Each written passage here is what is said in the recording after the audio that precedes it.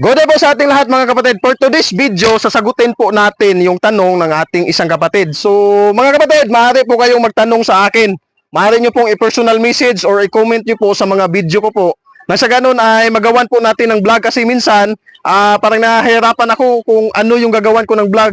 So kayo po, kung gusto nyo po, ano po yung gusto nyo pong ipagawa sa akin na gawa natin ng video, ayan, maaari po nyo pong i-comment dyan sa baba at maging i-personal message nyo po ako. At ito po yung tanong ng ating kapatid at sasagutin po natin. May failure po ba na mga female?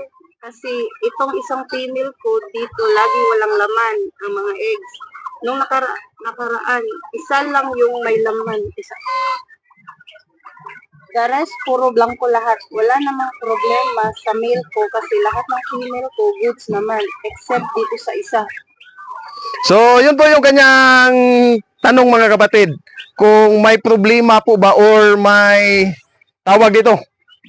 Kung sa riktang sabi, may baog po ba na inahin?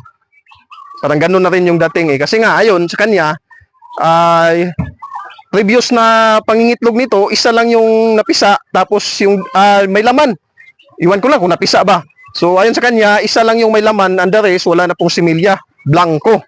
So, ito po kapatid, base po sa experience ko po, kung atin pong gagamitan yan ng logic, possible po talaga na may inahin po na mababaog or baog. Reality po talaga yan. Makikita naman natin yan sa reality. Maging sa tao nga eh, na nangyayari rin yan. So, maging dito rin sa pabo, posible po na ganun. Pero ayon sa iyo, may isa naman na nagkaroon ng similya.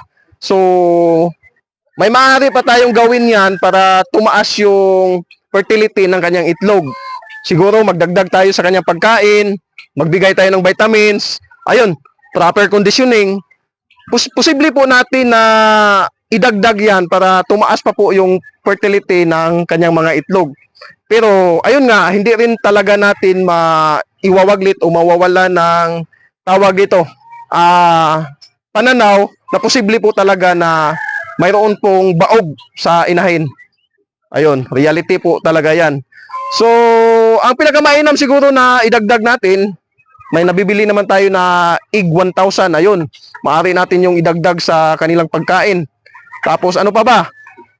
Proper conditioning, paligo, purga, and then palunukin natin ng isang buto ng bawang. Ayan, isa po yan sa paraan para madaling mangitlog at ayun, maging fertile po yung itlog ng inahing pabo. So, yun lamang po yung masasabi ko sa tanong ng ating kapatid.